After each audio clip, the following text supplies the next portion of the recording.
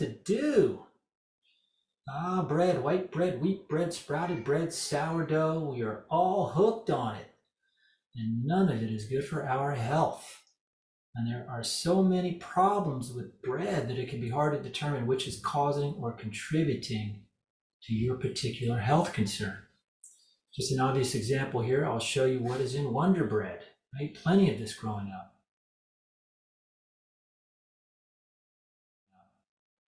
Now, is Wonderbread healthy? I mean, 2 slices have as much calcium as an 8-ounce glass of milk. That must be healthy, right? Let's look at the nutrition facts.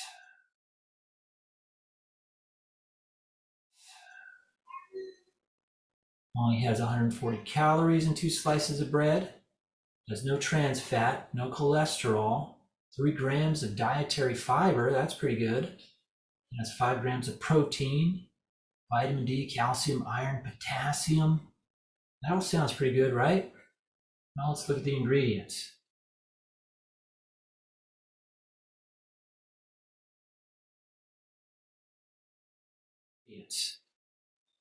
Well, for one, it's not organic, which means that the wheat they use is sprayed with a pile of chemicals that are not good for you.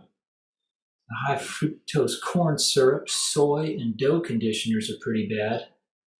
And that ethoxylated diglyceride is linked to increased risk of heart disease and stroke. I won't go any further.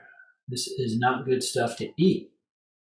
And that pretty much goes for most of the bread you're going to find in the supermarket and most of the bread that is sold to you at restaurants. The GMO white flour, the gluten, the ingredients, the chemical preservatives, the pesticides, and even the plastic bag that it's in are not going to give you a good health outcome. Yes, there are healthier options you can buy that are organic at least, and I used to buy these. I used to think that the main problem was the refined flour, so I would eat wheat bread. And it turns out that wheat bread is even harder on your gut than white bread. So one thing you can do is buy a bread maker and bake your own bread at home, your own rolls at home, and only use high quality organic ingredients. And you will avoid all the preservatives and other additives that are harmful. I've done this, and it's pretty easy to make your own bread, and it does help with your health. Because let's face it, not everyone in your house is going to give up eating bread. So it is at least better to replace the bread you're eating with a healthier version if you can't give it up. So the problem that's left with this healthier version is that people have intolerance to the gluten that is in the flour. So yes, you can do sourdough, and that might have a little less gluten. Some people claim that homemade sourdough is safe and healthy to eat.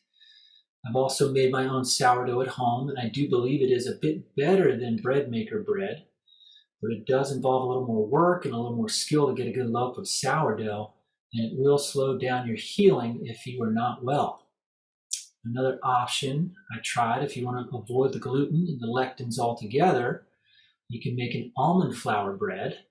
And I also experimented with sorghum bread and millet bread with pretty good results.